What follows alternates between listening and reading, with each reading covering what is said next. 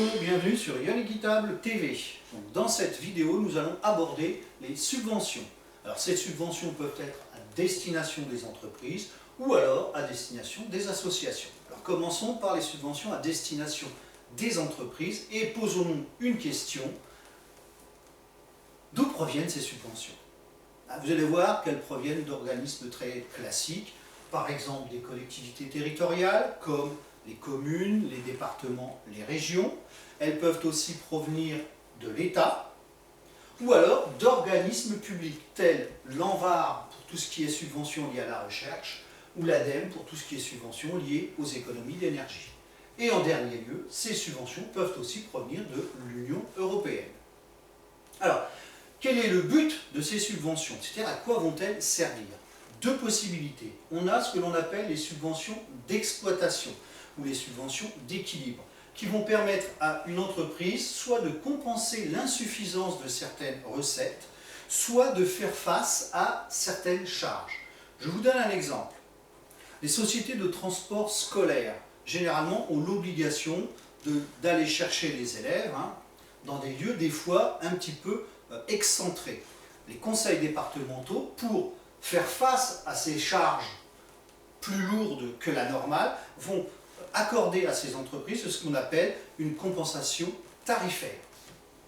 Alors, autre subvention, c'est ce qu'on appelle les subventions d'investissement. Ça va permettre à une entreprise d'acquérir des biens d'équipement, qu'on appelle des immobilisations, par exemple, des machines, mais ça peut être aussi des terrains, des bâtiments. Autre possibilité, c'est le financement d'activités sur le long terme, telle la recherche qui prend de nombreuses années ou l'exportation. Alors passons maintenant aux subventions accordées aux associations. Et là aussi, on va se poser la question, d'où proviennent ces subventions? Vous allez vous rendre compte qu'il y a une très grande similitude avec les entreprises. Parce que ces subventions peuvent provenir des collectivités territoriales, de l'État, sous forme du crédit d'impôt. Alors je m'arrête 2 minutes, le crédit d'impôt, par exemple, vous donnez 100 € au restaurant du cœur, au Resto du Cœur. Sur ces 100 €, la personne qui a donné va avoir un crédit d'impôt, c'est-à-dire une réduction d'impôt de 66%. Donc en réalité, le don ne va lui coûter que 33 €. Ce qui permet d'avoir un volume important, ce crédit d'impôt, un volume de dons important. Nous avons aussi la possibilité, dans les associations, d'avoir des subventions de certaines entreprises d'État comme la SNCF ou l'EDF. Autre possibilité de récupérer des subventions pour les associations, c'est ce qu'on appelle les subventions accordées par les entreprises. Là, ça va prendre deux formes.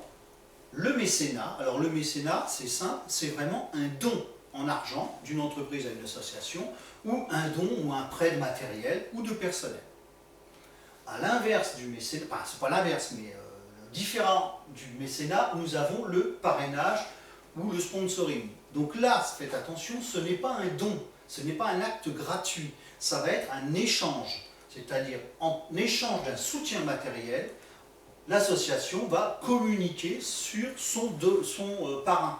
C'est-à-dire que c'est ce que l'on voit sur les sponsors de rencontres sportives, sur les maillots, on a donc le nom de l'entreprise qui a aidé au financement d'une équipe ou d'un sportif.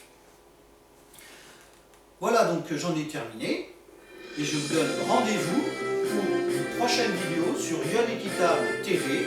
N'hésitez pas à partager.